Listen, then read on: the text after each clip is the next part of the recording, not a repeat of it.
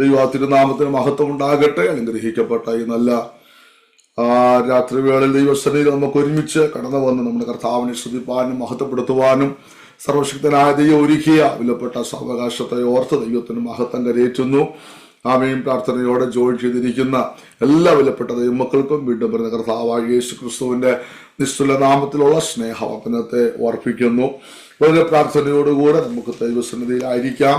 തുടർമാനമായി നാം ധ്യാനിച്ചുകൊണ്ടിരിക്കുന്ന വേദഭാഗത്തിലേക്ക് നമ്മുടെ ശ്രദ്ധയെ തിരിക്കാം. കഴിഞ്ഞ ചില ആഴ്ചകളായി നമ്മൾ 2 പത്രോസ് 1-ാമത്തെ അധ്യായമാണ് ധ്യാനിച്ചു കൊണ്ടിരുന്നത്. സ്തോത്രം. ഇന്ന് നമുക്ക് 2 പത്രോസ് 2-ാം അധ്യായത്തിലോട്ട് പ്രവേശിപ്പാനായിട്ട് ആഗ്രഹിക്കുന്നു. 2-ാം അധ്യായത്തിന്റെ 1-2 വാക്യങ്ങൾ ഒരാൾക്ക് ശബ്ദം ഉയർത്തി വായിക്കാം. എന്നാൽ കള്ളപ്രവാചകന്മാരും ജനത്തിന്റെ ഇടയിൽ ഉണ്ടായിരുന്നു. അങ്ങനെ നിങ്ങളുടെ ഇടയിലും ദുരുപദേഷ്ടന്മാർ ഉണ്ടാകും. അവർ നാശകരമായ മതഭേദങ്ങളെ നുഴയിച്ച് തങ്ങളെ വിലയ്ക്ക് വാങ്ങിയ നാഥനെ തള്ളിപ്പറഞ്ഞ് തങ്ങൾക്ക് തന്നെ ശീഘ്രനാശം വരുത്തും. അവരുടെ ദുഷ്കാമ പ്രവൃത്തികളെ പലരും അനുകരിക്കും. അവർ നിമിത്തം സത്യമാർഗം ദുഷിക്കപ്പെടും. ആമേൻ. വളരെ പ്രധാനപ്പെട്ട മറ്റൊരു വിഷയത്തിലോട്ട് പത്രോസിലൂടെ പരിശുദ്ധാത്മാവ് ദൈവസഭയെ വിരൽ ചൂണ്ടുന്ന, ദൈവസഭയ്ക്ക് നൽകി തരുന്ന 1-2 മുന്നറിയിപ്പുകളാണ്.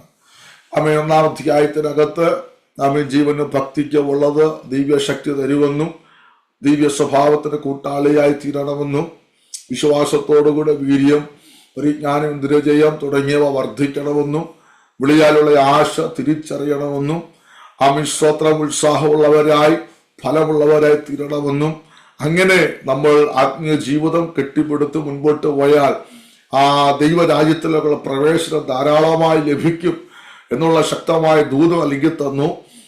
ഇത് നന്നായിട്ട് അറിയാവുന്നവരാണെങ്കിലും നിര്യാണ കാലം കൂടാരം പൊളിഞ്ഞു പോകാൻ സമയമായതുകൊണ്ട് തന്റെ അവസാന ശ്വാസം വരെ പറയുവാൻ ആഗ്രഹിക്കുന്ന വസ്തുത, അതിനെപ്പറ്റി വളരെ ശക്തമായി പത്രോസ് അപ്പോസ്തലൻ ആ ഭാഗങ്ങളൊക്കെ ധ്യാനിച്ചിട്ട് 1-ാം അധ്യായം അവസാനിക്കുമ്പോൾ ശക്തമായി പറയുന്നുണ്ട്.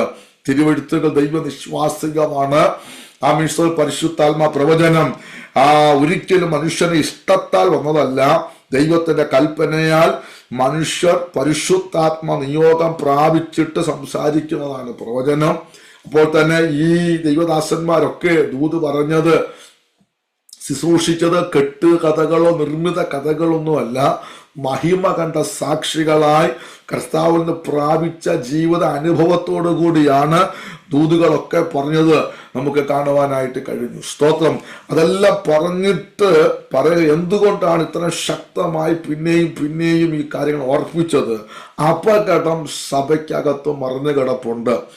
അപകടങ്ങൾ പുറത്തും അകത്തും ഒരുപോലെ ദൈവസഭയോട് വളരുന്ന ദൈവമക്കളോട് ഉപദേശത്തിൽ, വിശുദ്ധിയിൽ, ദൈവകൃപയിൽ നിൽക്കുന്ന ദൈവമക്കളെ എങ്ങനെ വീഴ്ത്തിക്കളയാൻ പിശാച് സർവശക്തിയോടും ബുദ്ധിയോടും കൂടെ പ്രവർത്തിക്കുന്ന കാലഘട്ടം ഇന്ന് മാത്രമല്ല അന്നു മുതലേ ഉണ്ട്. ഈ അഭിഷക്തന്മാരൊക്കെ ഉള്ള കാലഘട്ടത്തിലും വചനവിരുദ്ധമായത്, ഉപദേശ വിരുദ്ധമായത്, ദൈവാത്മാവിന്റെ അല്ലാത്തതായ പഠിപ്പിക്കലുകൾ, ഉപദേശങ്ങൾ, അതിന്റെ വക്താക്കൾ, കള്ളപ്രവാചകന്മാർ, കള്ള ഉപദേഷ്ടാക്കന്മാർ അവർ കടന്നു വന്നിട്ട് യഥാർത്ഥ വചനത്തിൽ നിന്ന്, യഥാർത്ഥ വിശുദ്ധിയിൽ നിന്ന്, യഥാർത്ഥ ദൈവകൃപയിൽ നിന്ന് ദൈവം ആഗ്രഹിക്കുന്നത് അറിയാൻ കഴിയാതെ, ദൈവം ആഗ്രഹിക്കുന്നത് പഠിക്കാൻ കഴിയാതെ വചനം കൊണ്ട് തന്നെ തെറ്റിച്ച് ദുരുപദേശങ്ങൾ പറഞ്ഞു കൊടുത്ത് സ്തോത്രം മനുഷ്യർക്ക് പൗലോസിന്റെ ഭാഷയിൽ പറഞ്ഞ കർണരസമാർ ആക്കുന്ന വാക്കുകൾ പറഞ്ഞ് ഇപ്പൊ എല്ലാവരോടും പറയുകയാ നരകമൊന്നും ഇല്ലെന്ന് പറഞ്ഞാൽ എന്തോ ഒരു സന്തോഷമാണ്, അല്ലേ?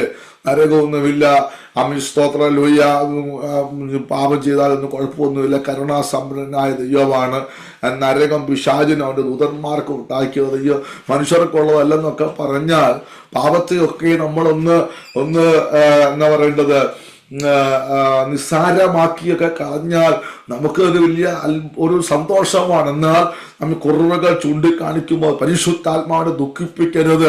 അഗ്നിജാലയ്ക്കത്തുള്ള കണ്ണുണ്ട്, ഇരുള് പോലും മറവല്ല, നീ മാനസാന്തരപ്പെടണം, അല്ലേ, മടങ്ങി വരണം, യഥാസ്ഥാനപ്പെടണം, ഇങ്ങനൊന്നും ജീവിച്ചാൽ പറ്റത്തില്ല, പ്രാർത്ഥിക്കണം എന്നൊക്കെ പറയുമ്പോൾ ഒരു വല്ലാത്ത ഇഷ്ടക്കേടുകൾ ഉണ്ടാകും.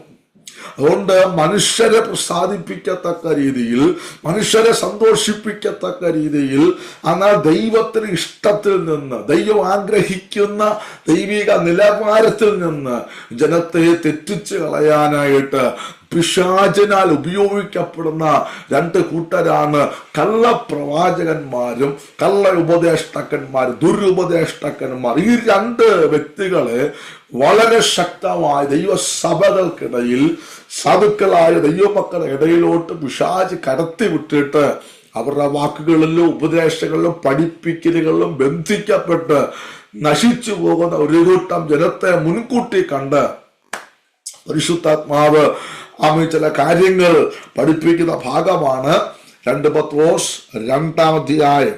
അപ്പോൾ അതിന്റെ 1-ാം അധ്യായത്തിന് അവസാനം യഥാർത്ഥ ദൈവാത്മാവിന്റെ പഠിപ്പിക്കലുകൾ, എങ്ങനെയാണ് ദൈവിക ദൂതുകൾ വരുന്നത്, എങ്ങനെയാണ് അവരുടെ ശുശ്രൂഷയൊക്കെ വ്യക്തമായി മനസ്സിലാക്കി തന്നിട്ട് 2-ാം അധ്യായത്തിലോട്ട് വരുമ്പോൾ പറയുകയാണ്, എന്നാൽ കള്ളപ്രവാചകന്മാരും ജനത്തിന് ഇടയിൽ ഉണ്ടായിരുന്നു, അങ്ങനെ നിങ്ങളുടെ ഇടയിലും ദുരുപദേഷ്ടാക്കാർ ഉണ്ടാകും. ഇതാരോടാ പറയുന്നത്? സ്തോത്രം. വളരെ ശക്തമായി എനിക്ക് തോന്നുന്നു 1:12 പറയുന്നു, നിങ്ങൾ അറിഞ്ഞവരും ലഭിച്ച സത്യത്തിൽ ഉറച്ചു നിൽക്കുന്നവർ എന്നു വരികിലും.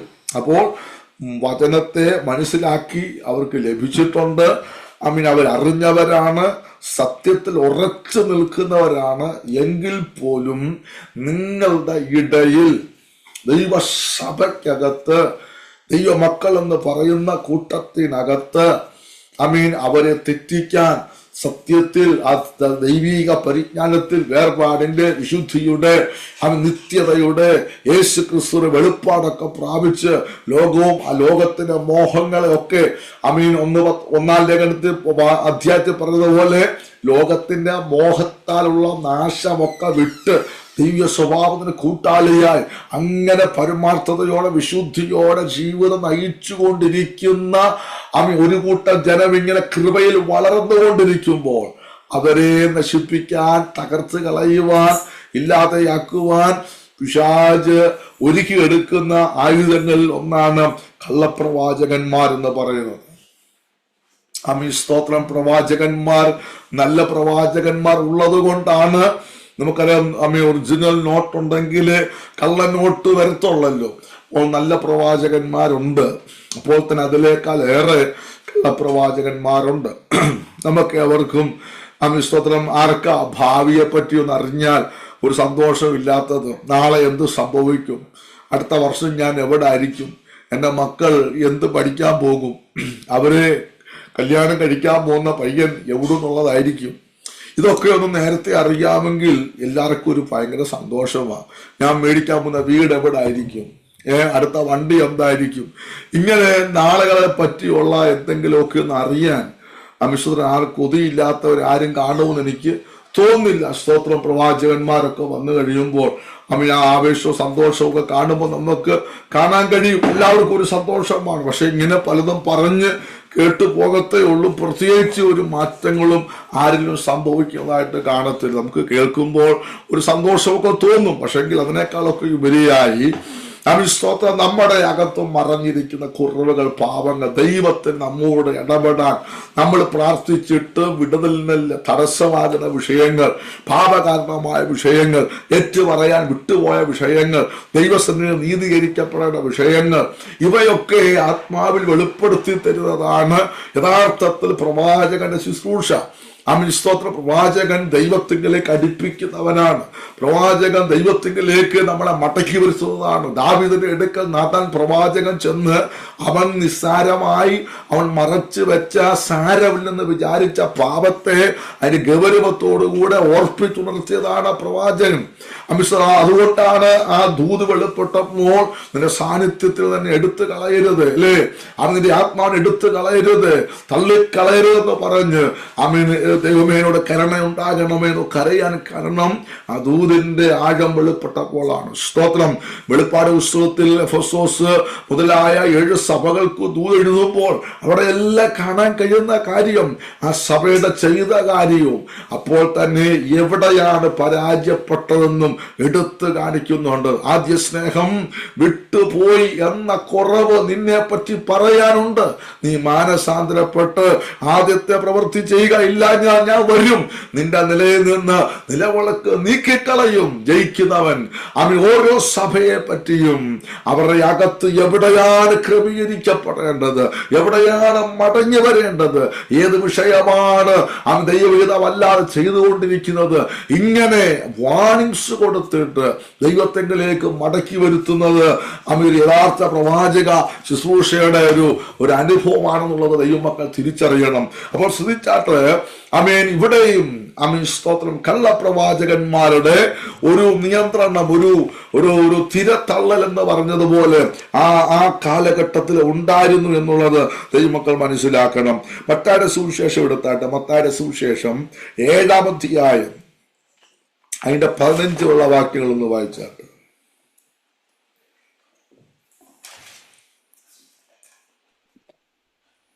കള്ളപ്രവാചകന്മാരെ സൂക്ഷിച്ചുകൊള്ളുകയും, അവർ ആടുകളുടെ വേഷം പൂണ്ട് നിങ്ങളുടെ അടുക്കൽ വരുന്നു, അകമയോ കടിച്ചു കയറുന്ന ചെന്നായ്ക്കളാകുന്നു. കള്ളപ്രവാചകന്മാരെ സൂക്ഷിച്ചുകൊള്ളുകയും. ഞാൻ ദൈവസ്നേഹത്തിൽ ദൈവമക്കളോട് പറയാം, നിങ്ങൾ പ്രാർത്ഥിക്കുമ്പോൾ പ്രാർത്ഥിക്കണം, ദൈവഹിതമല്ലാത്ത ഒരു ദൂത്, ഒരാലോചന കേൾപ്പിക്കരുതേ. നിങ്ങൾ ദൈവത്തോട് പ്രാർത്ഥിക്കണം. ദൈവഹിതമല്ലാത്ത ഒരു വ്യക്തിയുമായി കണക്റ്റഡ് ആകരുത്. ദൈവഹിതമല്ലാത്ത ഒരു ദൂത് കേൾക്കാൻ ഇടയാകരുത്. ദൈവം അറിയിക്കാത്ത, ദൈവം പറയാത്ത, ദൈവം കേൾക്കണമെന്ന് ആഗ്രഹിക്കാത്ത ഒന്നും കേൾക്കുവാൻ ഇടയാകരുത്. നിങ്ങൾ ദൈവത്തോട് പ്രാർത്ഥിക്കണം. ഞാൻ കേൾക്കുന്ന വചനം അത് ദൈവത്താൽ അയക്കപ്പെട്ടതായിരിക്കണം. ഞാൻ വഞ്ചിക്കപ്പെട്ടു പോകുന്ന, ഞാൻ തെറ്റിപ്പോകുന്ന, ദൈവം ആഗ്രഹിക്കുന്ന വിശുദ്ധിയിൽ നിന്നും ദൈവകൃപയിൽ നിന്നും അകന്നു പോകുന്ന ഒരു വ്യക്തിയുമായി കണക്റ്റഡ് ആകരുത്. ആ വിധത്തിലുള്ള ഒരു ദൂതും കേൾക്കാൻ ഇടയാകരുതേ എന്ന് നിങ്ങൾ ശക്തമായി ദൈവത്തോട് പ്രാർത്ഥിക്കണം. ആ കൃപയിൽ വളരുന്ന, വിശ്വാസത്തിൽ ഉറപ്പിക്കുന്ന, ദൈവവുമായിട്ട് നിങ്ങൾ കണക്റ്റഡ് ആകുന്ന, ദൈവത്തിലേക്ക് നിങ്ങളെ മടക്കി വരുത്തുന്ന ദൈവിക ദൂതുകൾക്ക് വേണ്ടി നിങ്ങൾ ആഗ്രഹിക്കണം. ഏത് ദൂത് ആര് പറഞ്ഞാലും ആ വ്യക്തിയുമായിട്ടല്ല കണക്റ്റഡ് ആകേണ്ടത്. അവരിലൂടെ വെളിപ്പെട്ട ദൈവാത്മാവ് കൈമാറിയ ദൂത് നിങ്ങളും ദൈവവുമായിട്ട് കണക്റ്റഡ് ആകണം. നിങ്ങൾ ദൈവവുമായിട്ട് മടങ്ങി വരണം. അതാണ് ശുശ്രൂഷയുടെ മഹത്വം എന്ന് പറയുന്നത്. സ്തോത്രം. ഇവിടെ പറയുകയാണ്, കള്ളപ്രവാചകന്മാരെ സൂക്ഷിച്ചുകൊള്ളുവീൻ. അവരുടെ വേഷം കണ്ടാൽ വളരെ സൗമ്യനാണ്, കൃപയുള്ളതാണ്, അഭിഷേകം ഉള്ളതാണ്. നിങ്ങൾക്ക് പെട്ടെന്ന് ഒരു കാരണവശാലും തിരിച്ചറിയാൻ പറ്റത്തില്ല ഇത് ഒറിജിനൽ ആണോ ഡ്യൂപ്ലിക്കേറ്റ് ആണോ എന്ന്. സ്തോത്രം. എന്താ പറയുന്നു? പുറമെ ഉള്ളതുപോലല്ല, അകമയോ കടിച്ചു കീറുന്ന ചെന്നായ്ക്കളാകുന്നു. അവരുടെ ഫലങ്ങളാൽ നിങ്ങൾക്ക് അവരെ തിരിച്ചറിയാം.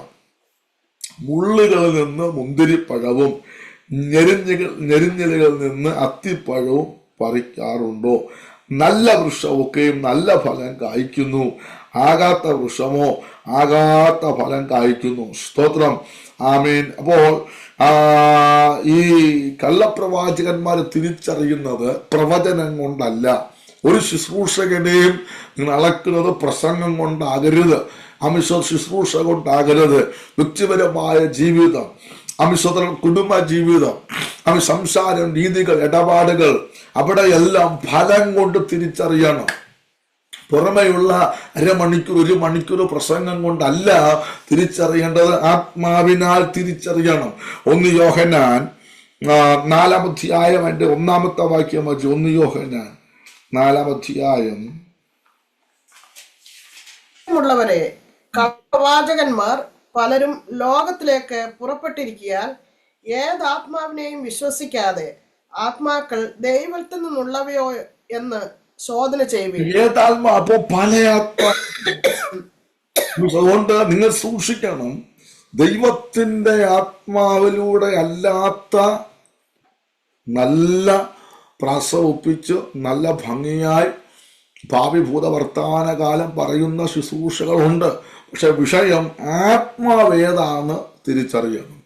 ദൈവാത്മാവിൻ്റെ അല്ലെന്ന് നിങ്ങളുടെ മനസ്സിൽ ബോധ്യപ്പെട്ടാൽ ഒരു കാരണവശാലും കൈകൊടുക്കരുത്. ദൈവാത്മാവിൻ്റെ അല്ലാത്ത ശുശ്രൂഷയാണെങ്കിൽ ഒരു കാരണവശാലും നിങ്ങൾ അതിൻ്റെ അകത്ത് പോയി തല വെച്ച് കൊടുക്കരുത്. അപ്പോൾ ആത്മാവ് ഏതെന്ന് ശോധന ചെയ്യാനുള്ള കൃപ വേണം.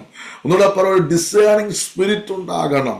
അതിൻ്റെ അകത്ത് ദൂത് പറയുമ്പോൾ, ശുശ്രൂഷിക്കുമ്പോൾ, ആരെങ്കിലും ഉപദേശവുമായി വീട്ടിൽ കടന്നു വരുമ്പോൾ പുറമെയുള്ളതിനേക്കാൾ അകത്തുള്ള വ്യക്തി ആരാണ്, ദൈവാത്മാവിനാൽ ഭരിക്കപ്പെടുന്നതാണോ എന്ന് തിരിച്ചറിയാനുള്ള ദൈവകൃപ വളരെ ആവശ്യമാണ്. നമ്മളെല്ലാം സാധുക്കളാണ്. പെട്ടെന്ന് നമ്മൾ വഞ്ചിക്കപ്പെട്ടു പോകും.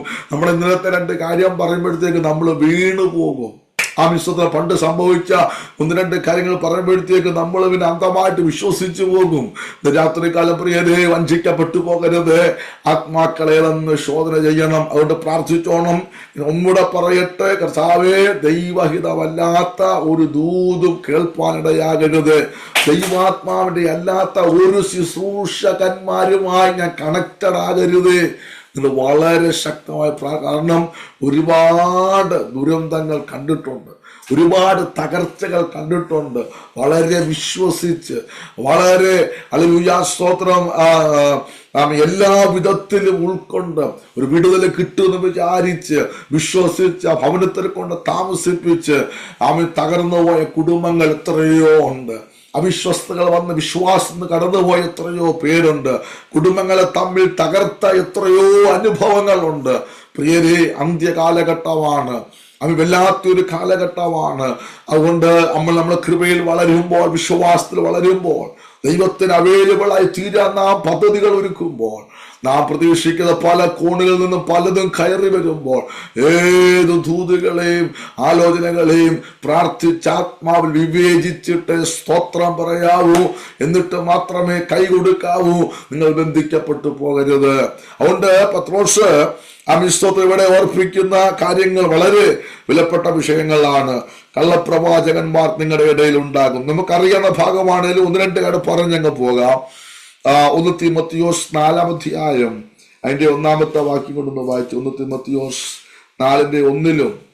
എന്നാൽ ഭാവി കാലത്ത് ചിലർ വ്യാജാത്മാക്കളെയും ഭൂതങ്ങളുടെ ഉപദേശങ്ങളെയും ആശ്രയിച്ച് ഭോഷ്ക് പറയുന്നവരുടെ കപടത്താൽ വിശ്വാസം ത്യജിക്കും എന്ന് ആത്മാവ് തെളിവായി പറയുന്നു.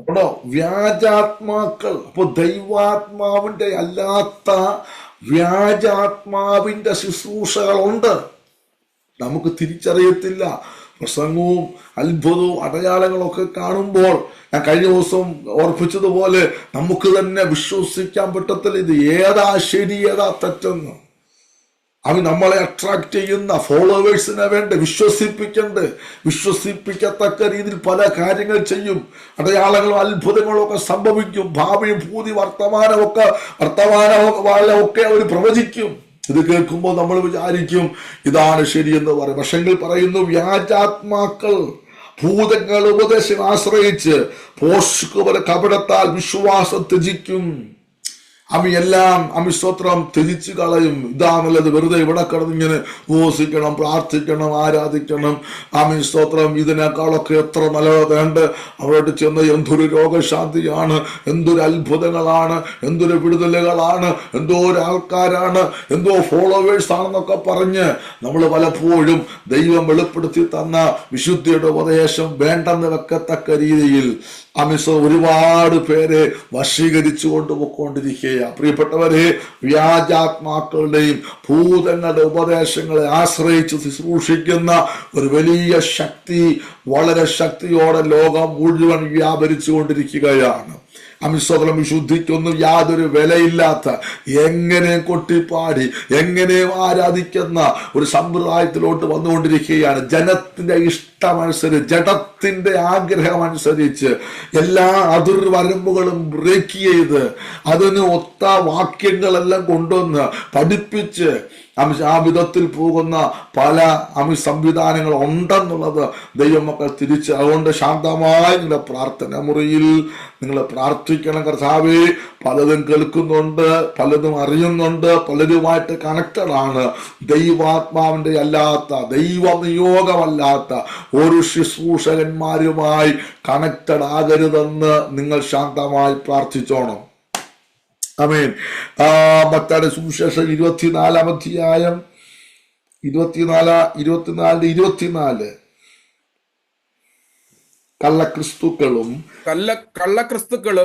കള്ളപ്രവാചകന്മാരും എഴുന്നേറ്റ് കഴിയുമെങ്കിൽ വൃതന്മാരെയും തെറ്റിപ്പാനായി വലിയ അടയാളങ്ങളും അത്ഭുതങ്ങളും കാണിക്കും. ഓർത്തുകൊള്ളുവീൻ, ഞാൻ മുമ്പ് കൂട്ടി നിങ്ങളോട് പറഞ്ഞിരിക്കുന്നു. ആകയാൽ ക്രിസ്തുക്കൾ, കള്ളപ്രവാചകന്മാർ ഇവർ എഴുന്നേൽക്കുന്നത് എന്തിനാ? നിങ്ങളെ അനുഗ്രഹിക്കാനല്ല. നിങ്ങളുടെ ഭാവി വർത്തമാനം, ഭൂതവർത്തമാനം, ആമിശ്രത ഇതെല്ലാം പറഞ്ഞ് സംഭവിച്ച കാര്യങ്ങൾ, സംഭവിക്കാൻ പോകുന്ന കാര്യങ്ങളൊക്കെ പറഞ്ഞ് അവർ എഴുന്നേൽക്കുന്നതിന് പിന്നിൽ എന്താണ്? കഴിയുമെങ്കിൽ വൃതന്മാരെയും ദൈവത്താൽ തിരഞ്ഞെടുക്കപ്പെട്ടവരെ പോലും ശോഭിച്ചു നിൽക്കുന്ന നക്ഷത്രങ്ങളെ വീഴ്ത്തിക്കളയുക എന്നുള്ള ഒരു പദ്ധതിയുമായി ആരെ വിഴുങ്ങേണ്ടു എന്ന് ഊടാടി സഞ്ചരിച്ചു കൊണ്ടിരിക്കുമ്പോൾ ഇന്ന് പകലിക്കാലം, ഈ രാത്രികാലം പ്രിയപ്പെട്ടവരെ ശ്രദ്ധിച്ചാട്ട്, എന്തിനാണ് കള്ളപ്രവാചകന്മാർ എഴുന്നേൽക്കുന്നത്?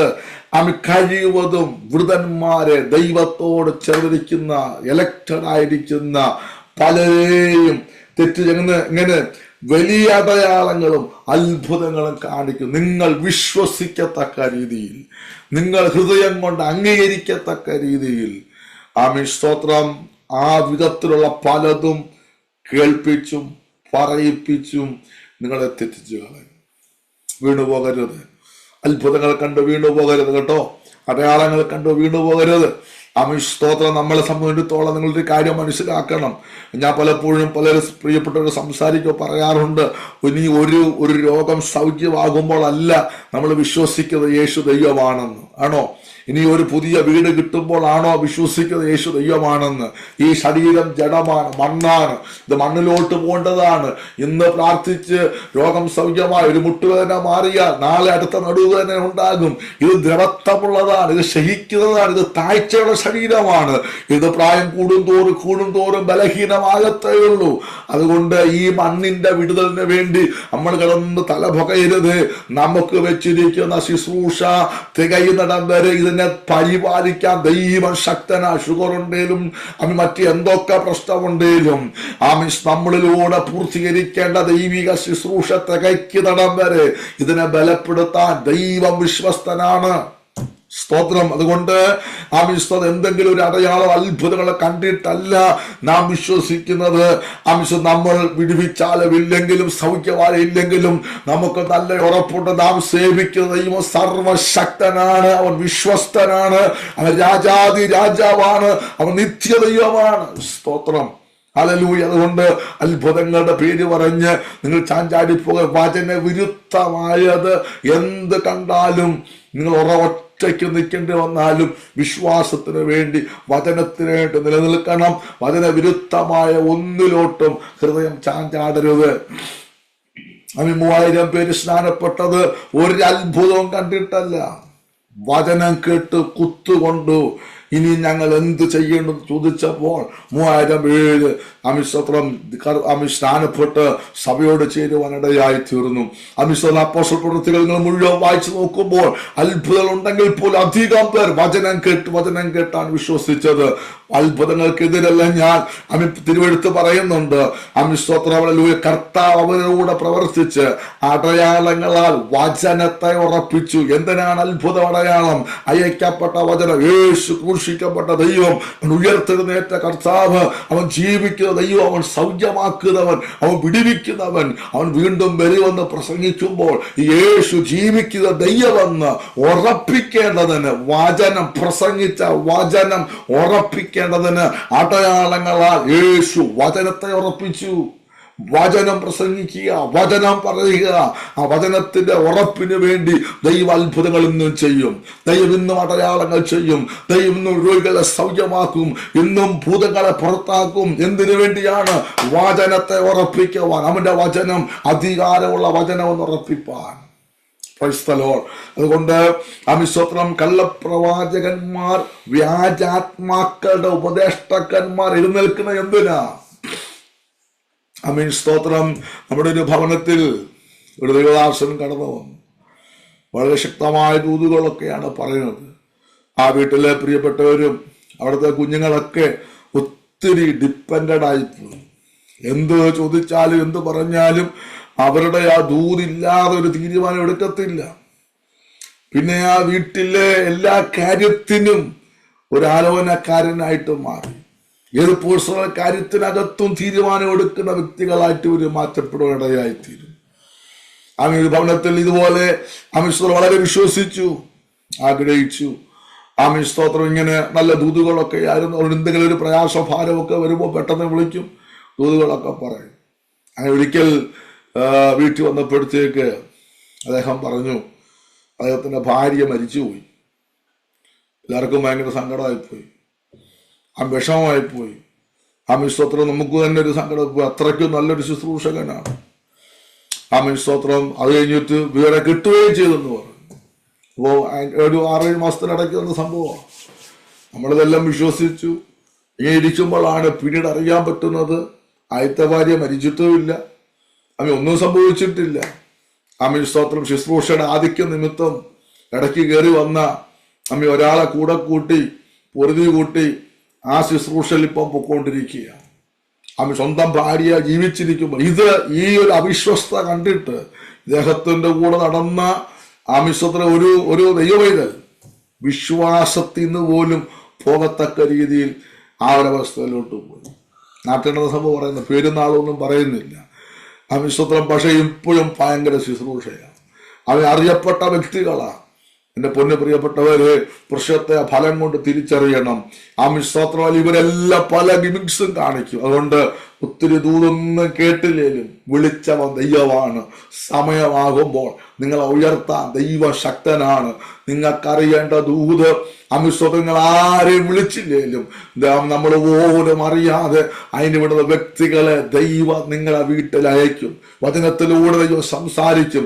ദൈവദാസന്മാരിലൂടെ ദൈവത്തിന്റെ ആത്മാവ് ഇടപെടും. നിങ്ങളുടെ മാനസാന്തരത്തിനും നിങ്ങളുടെ മുൻപോട്ടുള്ള യാത്രയ്ക്കും നിങ്ങളുടെ പ്രാർത്ഥനയുടെ മറുപടിയായി ഞാൻ വിശ്വസിക്കുന്നു ദൈവം നിങ്ങൾക്ക് അപ്പോയിന്റ് ചെയ്ത ദൈവദാസന്മാരിലൂടെ ദൈവം സംസാരിച്ചിരിക്കും. യാതൊരു സംശയമില്ല. എന്റെയൊക്കെ ജീവിതത്തിൽ വളരെ പ്രാർത്ഥനയോടെ ഓരോ വിഷയത്തിന് കടന്നു വരുമ്പോൾ, ഓരോ സഭായോഗങ്ങൾ, ഓരോ കൂട്ടായ്മകളിലൂടെ ആ ദൈവദാസന്മാർ പോലും അറിയത്തില്ല നമ്മളൊരു വിഷയത്തിന് വേണ്ടി പ്രാർത്ഥിച്ചിട്ട് എന്നാൽ അവരെടുക്കുന്ന വചനം, അവരാശീർവാദം പറയുന്നതിന് മുൻപ് നമ്മൾ പ്രാർത്ഥിച്ചു പോയ വിഷയത്തിന് ഒരു മറുപടി വചനത്തിലൂടെ കേട്ടിരിക്കും, ലഭിച്ചിരിക്കും. അതൊക്കെയാണ് വചനത്തിൽ ഇത്ര ഉറയ്ക്കാൻ കാരണമായത്. പ്രവാചകന്മാരുണ്ട്, നല്ല പ്രവാചകന്മാരുണ്ട്, ദൈവത്താൽ ഉപയോഗിക്കപ്പെടുന്ന അനുഗ്രഹിക്കപ്പെട്ട ദൈവദാസന്മാരും ഉണ്ട്. അത് മറ്റൊരു വിഷയം. അവരെ ദൈവം അയക്കും, അതൊരു അനുഗ്രഹമാണ്. അപ്പോൾ തന്നെ ഞാൻ പറഞ്ഞു വരുന്ന സാരം, നിങ്ങൾക്ക് വേണ്ടിയ ദൂത് സ്തോത്രം ദൈവം മറച്ചു വെക്കത്തില്ല. അതിന് വീഴുന്ന വ്യക്തികളുമായി ദൈവം നിങ്ങളെ കണക്റ്റഡ് ആകുന്ന ദൈവത്തിൽ അയക്കപ്പെട്ടവർ കടന്നു വരും. അതിന് യാതൊരു സംശയമില്ല. പക്ഷെ ഈ ഒരു വിഷയത്തെ നിങ്ങൾ പ്രാർത്ഥിച്ചോണം. നമ്മളും നമ്മുടെ സഭയും നമ്മുടെ അനേക സഭകൾ, അനേക കുടുംബങ്ങൾ, കുടുംബ ജീവിതം, കുടുംബ ബന്ധങ്ങൾ പോലും ഈ കള്ളപ്രവാചകന്മാർ മുഖാന്തരം തകർക്കെട്ട് പോയിട്ടുണ്ട്. ഉടഞ്ഞുപോയ ചരിത്രം നന്നായിട്ട് അറിയാവുന്ന വ്യക്തിയാണ്. അതുകൊണ്ട് ദൈവമക്കളെ വളരെ സൂക്ഷിച്ചോണം. ആമേൻ സ്തോത്രം പ്രാർത്ഥിച്ചോണം. ഇനിയുള്ള കാലഘട്ടങ്ങളിൽ വഞ്ചനയുടെ ഒരു ആത്മാവും ദൈവസഭയ്ക്കകത്ത് കയറരുത്. വ്യാജാത്മാക്കളുടെ ഒരു ശുശ്രൂഷയും ദൈവസഭയ്ക്കകത്ത് വെളിപ്പെടരുത്. നിങ്ങൾ ശക്തമായി പ്രാർത്ഥിക്കണം. ദൈവാത്മാവിന്റെ അല്ലാത്ത എല്ലാ ശുശ്രൂഷകന്മാരും ബന്ധിക്കപ്പെടണം. ദൈവാത്മാവിന്റെ അല്ലാത്ത എല്ലാ സംവിധാനങ്ങളും ബന്ധിക്കപ്പെടുവാൻ നമ്മളിത് പ്രാർത്ഥിക്കുന്നില്ലെന്ന് നമ്മളിത് അഴിച്ചു വിട്ടിരിക്കുകയാ. എവിടെ വേണേലും കയറി ഇറങ്ങി വരത്തക്ക ഇത് ഡോർ ഓപ്പൺ ആണ്. ഇതിനെതിരെ ദൈവസഭ പ്രാർത്ഥിക്കണം. കള്ളപ്രവാചകന്മാർ സഭകളെ വഞ്ചിക്കരുത്. പരമാർത്ഥികളായ ദൈവമക്കളെ ഇവർ വഞ്ചിക്കരുത്. ഈ വഞ്ചനയുടെ ആത്മാവിനെ ദൈവമക്കൾ ആത്മാവിൽ പ്രാർത്ഥിച്ച് അതിനെ ബൈൻഡ് ചെയ്യണം. അത് വന്ന വഴി പൊക്കോട്ട്. നമ്മുടെ കുടുംബങ്ങളെ തകർക്കരുത്. നമ്മുടെ തലമുറകളെ ബൈൻഡ് ചെയ്യരുത്. നമ്മുടെ ദൈവസഭയ്ക്കകത്ത് കളകൾ വിതറരുത്.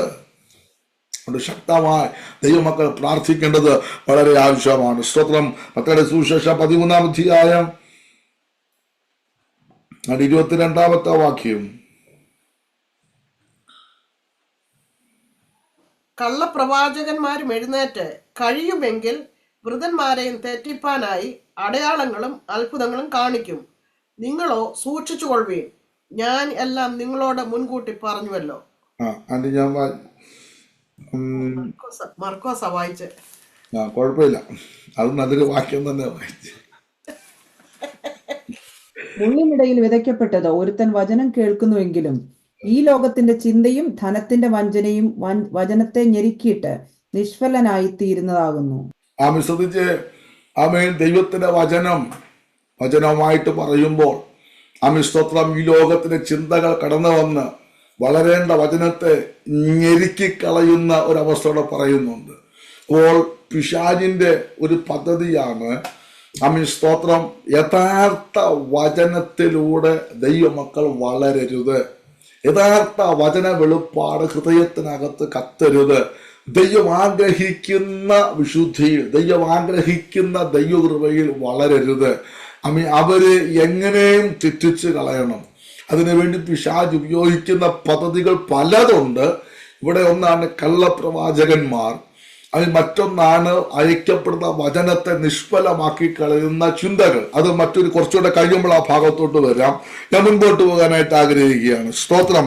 ആമേൻ. ഈ ഗലാത്യ സഭയെ പറ്റി പഠിക്കുമ്പോൾ ഇത് തന്നെ കാണുവാനായിട്ട് കഴിയുന്നുണ്ട്. ക്രൂശിക്കപ്പെട്ട ക്രിസ്തുവിനെ വരച്ച് കാട്ടിയിട്ടും നിങ്ങളെ ശുദ്ധ ചെയ്ത് മയക്കിയതാർ മറ്റൊരു ഉപദേശവുമായിട്ട് അവിടെ കടന്നു ചെല്ലുന്ന ഒരു വിഷയമുണ്ട്. ഗലാത്യ ലേഖനം ആമേൻ സ്തോത്രം 1-ാം അധ്യായത്തിന്റെ 6 വാക്യങ്ങൾ വായിക്കുമ്പോൾ, ക്രിസ്തുവിന്റെ കൃപയാൽ നിങ്ങളെ വിളിച്ചവനെ വിട്ട് നിങ്ങൾ ഇത്ര വേഗത്തിൽ വേറൊരു സുവിശേഷത്തിലേട്ട് മറിയുന്നത് കൊണ്ട് ഞാൻ ആശ്ചര്യപ്പെടുന്നു. ശ്രദ്ധിച്ച, വേറൊരു സുവിശേഷം. ആമേൻ സ്തോത്രം. അപ്പൊ എല്ലാം എന്തിന്റെ പേരിലാണ്? സഭയുടെ പേരിൽ, കൂട്ടായ്മയുടെ പേരിൽ, ഡെലിവറൻസിന്റെ പേരിൽ, ബ്ലെസ്സിങ്സിന്റെ പേരിൽ, ആമേൻ പ്രൈസ് ആൻഡ് വർഷിപ്പിന്റെ പേരിൽ, പ്രോഫിറ്റിക്കൽ മിനിസ്ട്രിയുടെ പേരിൽ, എല്ലാത്തിന്റെ പേര് ആമേൻ സ്തോത്രം ഇതാണ്. എന്നാൽ ഇവിടെ പൗലോസ് പറയുകയാണ്, ആമേൻ ഇത്ര വേഗത്തിൽ ക്രിസ്തുവിന്റെ കൃപയാൽ നിങ്ങൾ വിളിക്കപ്പെട്ടവർ ഇത്ര വേഗത്തിൽ മറ്റൊരു സുവിശേഷത്തിലോട്ട് മറിഞ്ഞു. അപ്പോൾ അങ്ങനെ ഒരു സുവിശേഷം ഉണ്ട്. സ്തോത്രം. ക്രിസ്തുവിന്റെ ഉപദേശത്തിൽ നിലനിൽക്കാത്ത മറ്റൊരു സുവിശേഷമുണ്ട്. മനുഷ്യരെ സന്തോഷിപ്പിക്കുന്ന, മനുഷ്യരെ ഹല്ലേലൂയ മറ്റൊരു നിലയിലോട്ട് കൊണ്ടുപോകുന്ന, അതിരുകളൊന്നുമില്ലാത്ത, വിശുദ്ധിയൊന്നുമില്ലാത്ത, വേർപാടൊന്നുമില്ലാത്ത സ്തോത്രം എല്ലാം കൃപയാണ് അവർ നടക്കുന്ന പല സംവിധാനങ്ങൾ ഉണ്ടെന്നുള്ളത് ഈ മക്കൾ മറക്കരുത്. പൗലോസ് പറയുകയാണ്, നിങ്ങൾ ഇത്ര പെട്ടെന്ന് മറിഞ്ഞുപോയോ? വേറൊരു സുവിശേഷം. എന്നിട്ട് അടുത്തത് വായിക്കാവോ? ആരെങ്കിലും ഒന്ന് വായിച്ചു. അത് വേറൊരു സുവിശേഷം എന്നല്ല. വായിച്ചോ. ചിലർ നിങ്ങളെ കലക്കി ക്രിസ്തുവിന്റെ സുവിശേഷം മറിച്ചു കളവാൻ ഇച്ഛിക്കുന്നു. എന്താണ് ക്രിസ്തുവിന്റെ സുവിശേഷം? അത് വിശുദ്ധിയുടെ സുവിശേഷമാണ്. അത് ഇടുക്കുവാതിലൂടെ അകത്ത് കിടക്കുന്ന സുവിശേഷമാണ്. അത് നിർമ്മലതയുടെ സുവിശേഷമാണ്. അത് ത്യാഗത്തിന്റെ സുവിശേഷമാണ്. അത് സഹനത്തിന്റെ സുവിശേഷമാണ്. അത് തന്നെത്താൻ ക്രൂശെടുക്കുന്ന സുവിശേഷമാണ്. നിത്യതയിലോട്ട് ജനത്തെ എത്തിക്കുന്ന സുവിശേഷമാണ്. ഇത് ലോകത്തോട് പാപത്തോട് പോരാടുന്ന സുവിശേഷമാണ്. ജഡത്തെ ജയിക്കുന്ന സുവിശേഷമാണ്. ഈ ക്രിസ്തുവിന്റെ സുവിശേഷത്തെ മറിച്ചു കളയുന്ന മറ്റൊരു സുവിശേഷം വന്നിട്ട് മറിച്ചു കളഞ്ഞു. അടുത്ത് വായിച്ചു. എന്നാൽ ഞങ്ങൾ നിങ്ങളോട് അറിയിച്ചതിന് വിപരീതമായി ഞങ്ങളാകട്ടെ സ്വർഗത്തിൽ നിന്നൊരു ദൂതനാകട്ടെ നിങ്ങളോട് സുവിശേഷം അറിയിച്ചാൽ അവൻ ശപിക്കപ്പെട്ടവൻ. അപ്പോൾ വചനവിരുദ്ധമായിട്ടുള്ള എന്തു വന്നാലും പൗലോസ് അപ്പോസ്തലൻ പരിശുദ്ധാൽ പറഞ്ഞു, അവൻ ആരാണ്? വിപരീതമായി ആര് വന്ന് സ്വർഗത്തിന് ദൂതം വന്ന് പറഞ്ഞപ്പോൾ അവൻ ശപിക്കപ്പെട്ടവൻ. കാരണം നമുക്ക് രക്ഷ യേശുക്രിസ്തുവിലൂടെ മാത്രമേ ഉള്ളൂ. യേശുക്രിസ്തുവാണ് നമുക്ക് പാപപരിഹാരകനായിട്ട് നമുക്ക് ഒരു സ്വർഗത്തിൽ ഇറങ്ങി വന്നത് യേശു മാത്രമാണ്. യേശുക്രിസ്തുവിലൂടെ മാത്രമേ ഉള്ളൂ. ഞാൻ തന്നെ വഴിയും സത്യവും ജീവനുമാകുന്നു. മറ്റൊരു വഴിയില്ല, മറ്റൊരു സുവിശേഷമില്ല. നിത്യതയ്ക്ക് ഷോർട്ട് കട്ടില്ല. ജയിക്കുന്നവൻ എന്നോട് കൂടെ എന്റെ സിംഹാസനത്തിൽ ഇരിക്കും. മറ്റൊരു ഷോർട്ട് കട്ട് അവിടെ ഇല്ല. സ്തോത്രം. എന്നാൽ പറയുകയാണ്, മറ്റൊരു സുവിശേഷത്തിന്റെ വക്താക്കൾ വന്നു. ഞാൻ സ്വർഗത്തിൽ ദൂതം വന്ന് പറഞ്ഞാൽ ശപിക്കപ്പെട്ടവൻ. അടുത്തോടെ പറഞ്ഞു, വായിച്ചു, 10 പേര് വായിച്ചു. ഞങ്ങൾ മുൻ പറഞ്ഞതുപോലെ ഞാൻ ഇപ്പോൾ പിന്നെയും പറയുന്നു, നിങ്ങൾ കൈക്കൊണ്ട സുവിശേഷത്തിന് വിപരീതമായി ആരെങ്കിലും നിങ്ങളോട് സുവിശേഷം അറിയിച്ചാൽ അവൻ ശപിക്കപ്പെട്ടവൻ. കൈക്കൊണ്ടതിന് വിപരീതമായി പറയുന്ന മറ്റൊരു സുവിശേഷം അതിപ്പോ വളരെ പ്രശസ്തമായിക്കൊണ്ടിരിക്കുക, വളരെ ശക്തമായിക്കൊണ്ടിരിക്കുക. ഉപവസിക്കണതവിടെ പറഞ്ഞിരിക്കുന്നത്, കൈയടിക്കണതവിടെ പറഞ്ഞിരിക്കുന്നത്, അന്യഭാഷ ഒറ്റയ്ക്ക് മുറിയിരുന്ന് പറയേണ്ട കാര്യമാണ്. പ്രവചനം നിന്നുപോയി. ഇതെല്ലാം തെറ്റാണ്. എന്തൊക്കെ കാര്യങ്ങളാണ് ഇപ്പം കേട്ടുകൊണ്ടിരിക്കുന്നത്. നമ്മളതിനെ അത്ഭുതപ്പെട്ടു പോകും. എങ്ങോട്ടാണ് ഈ ആത്മീയ അന്തരീക്ഷം പൊക്കോണ്ടിരിക്കുന്നത് മനസ്സിലാകുന്നില്ല. സ്വന്തം വയറ് വീർപ്പിക്കാനുള്ള സുവിശേഷമാക്കിക്കൊണ്ടിരിക്കുകയാണ്. യാതൊരു ആത്മാർത്ഥതയില്ലാത്ത നിലയിൽ പൊക്കോണ്ടിരിക്കുകയാണ്. മിസ്തോടെ പറയുകയാണ്, കൈക്കൊടുന്ന് വിപരീതമായി ആരെങ്കിലും നിങ്ങളോട് പറഞ്ഞാൽ, അപ്പോൾ ഇങ്ങനത്തെ ഉണ്ടെന്നുള്ളത് മനസ്സിലായിക്കൊണ്ട് ദൈവം തൻ്റെ സ്നേഹത്തിൽ വെളിപ്പെടുത്തി തന്ന വിശുദ്ധിയുടെ നിർമ്മല സുവിശേഷത്തിന് വിരുദ്ധമായ മറ്റൊരു സുവിശേഷം പൊങ്ങി വരുമ്പോൾ അല്പം കൂടെ അത് ആഗ്രഹിക്കാനും കൈക്കൊള്ളാനും തോന്നും. കാരണം എവിടെയൊക്കെയോ നമുക്ക് ഒരു സന്തോഷം തോന്നുന്നു, ജഡത്തിനൊരു സന്തോഷം തോന്നുന്ന, അല്പം കൂടെ സ്വാതന്ത്ര്യം തോന്നുന്ന ഒരു അന്തരീക്ഷം കാണുമ്പോൾ വെറുതെ എന്തിനാണ് ഇവിടെ കിടന്ന് നശിക്കുന്നതെന്നും പറഞ്ഞ് പുതുക്കെ മനസ്സിളകുവാനിടയായിത്തീരും. അതുകൊണ്ട് വളരെ പ്രാർത്ഥിച്ചോണം. വെളിപ്പെട്ട് കിട്ടിയ വചനത്തിന് വിരുദ്ധമായിട്ടുള്ള എന്ത് വന്നാലും പ്രിയരെ കൈ കൊടുക്കരുതേ.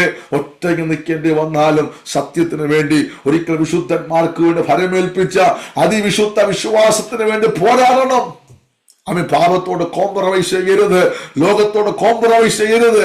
നാം വിശുദ്ധരാണ്, വിളിക്കപ്പെട്ടവരാണ്, വിശുദ്ധരെ നിഷ്കളങ്കരുമാകേണ്ടതിന് ലോകസ്ഥാപനത്തിന് മുമ്പ് ക്രിസ്തുയേശുവിൽ തെരഞ്ഞെടുത്തതാണ്, ദത്തെടുത്തതാണ്, വിലയേറെ രക്തം കൊടുത്ത് വിലയ്ക്ക് വാങ്ങിയതാണ്. നാം ലോകക്കാരല്ല, ലോകത്തിന് വേണ്ടി വേർതിരിക്കപ്പെട്ടവരല്ല. നാം കർത്താവിന്റെ വകയാണ്, സ്വർഗീയ പൗരന്മാരാണ്, വിശുദ്ധന്മാരാണ്. കർത്താവിനെ വരെ ഏറ്റെടുത്തിരിക്കുകയാണ്. കാഹള ശബ്ദത്തിങ്കിൽ പറന്നു പോകേണ്ടവരാണ്. നമുക്ക് ലോകവുമായിട്ട് യാതൊരു ബന്ധവുമില്ല. എന്നാൽ ലോകത്തിന്റെ ശക്തികൾ ലോകവുമായിട്ട് നമ്മളെ, നമ്മുടെ മനസ്സിനെ, ശരീരത്തെ എല്ലാം കണക്ട് ചെയ്ത് ബന്ധിച്ച് ഒരു തരത്തിൽ ഇവിടുന്ന് പറന്നു പോകാതിരിക്കത്തക്ക രീതിയിൽ പിശാച് പോരാടുമ്പോൾ വളരെ പ്രാർത്ഥിച്ചോണം.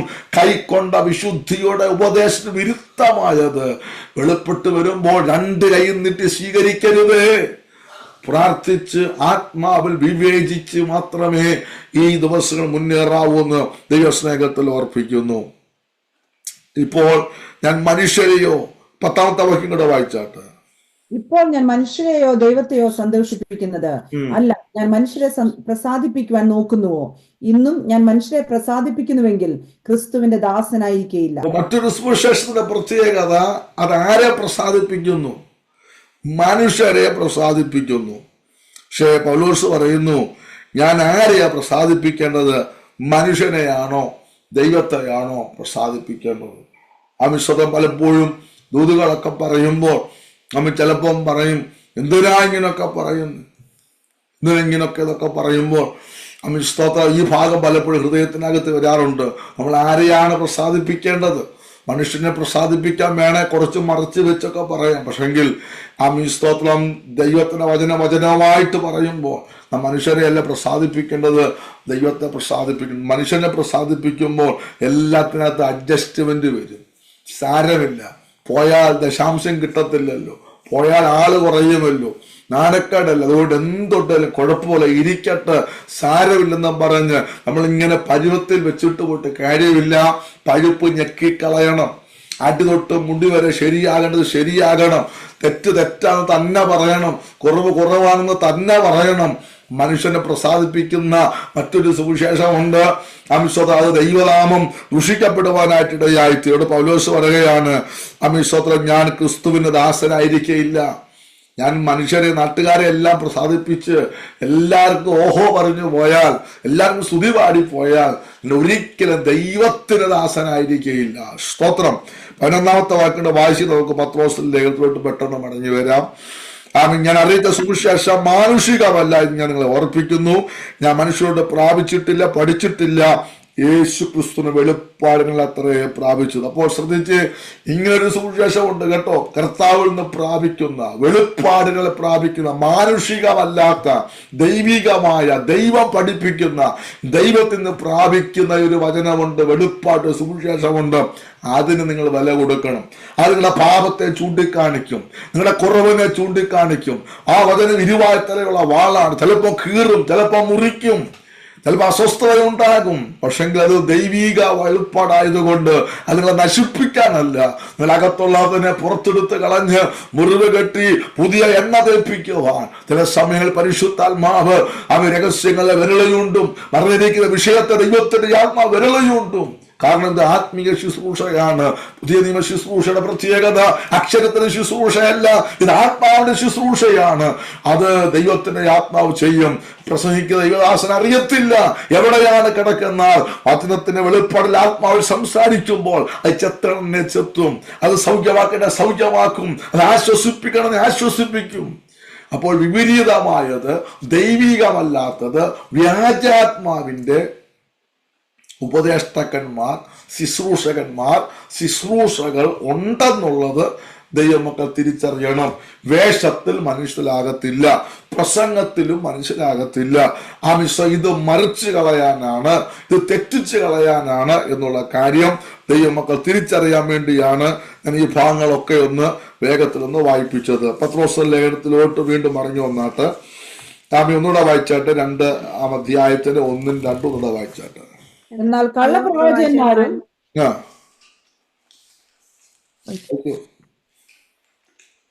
കള്ളപ്രവാചകന്മാരും ജനത്തിന്റെ ഇടയിൽ ഉണ്ടായിരുന്നു. അങ്ങനെ നിങ്ങളുടെ ഇടയിലും ദുരുപദേഷ്ടാക്കന്മാർ ഉണ്ടാകും. അവർ നാശകരമായ മതഭേദങ്ങളെ നുഴയിച്ച് തങ്ങളെ വിലയ്ക്ക് വാങ്ങിയ നാഥനെ തള്ളിപ്പറഞ്ഞ് തങ്ങൾക്ക് തന്നെ ശീഘ്രനാശം വരുത്തും. പറയുകയാണ്, കള്ളപ്രവാചകന്മാരും ദുരുപദേഷ്ടാക്കന്മാരും നിങ്ങളുടെ ഇടയിൽ ഉണ്ടാകും. നാശകരമായ മതഭേദങ്ങളെ നുഴയിച്ച് തങ്ങളെ വിലയ്ക്ക് വാങ്ങിയ നാഥനെ തള്ളിപ്പറഞ്ഞ് തങ്ങൾക്ക് തന്നെ ശീഘ്രനാശം വരുത്തും. ഒരു കാര്യം ഓർത്തോണം, ദൈവികമല്ലാത്ത, ദൈവം ഏൽപ്പിക്കാത്ത, പരിശുദ്ധാത്മ നിയോഗമല്ലാത്ത ഏത് ശുശ്രൂഷകൾ ആരൊക്കെ ചെയ്താലും ദൈവം കുറിച്ച് വെച്ചിട്ടുണ്ട്. ഇത് തീക്കളിയാണ്, ഇത് തീക്കളിയാണ്. ഈ വചനവും എടുത്തുകൊണ്ട് സ്തോത്രം, ദൈവഹിതമല്ലാത്ത വിധത്തിൽ സ്വന്തം താല്പര്യത്തിന്, സ്വന്തം വ്യക്തിപരമായ രീതിയിൽ ആരെല്ലാം ഇതുകൊണ്ട് പോയിട്ടുണ്ടോ അത് തീക്കളിയാണ്. അത് വലിയ വില കൊടുക്കേണ്ടി വരുമെന്നുള്ള കാര്യം ദൈവമക്കൾ മറന്നു പോകരുത്.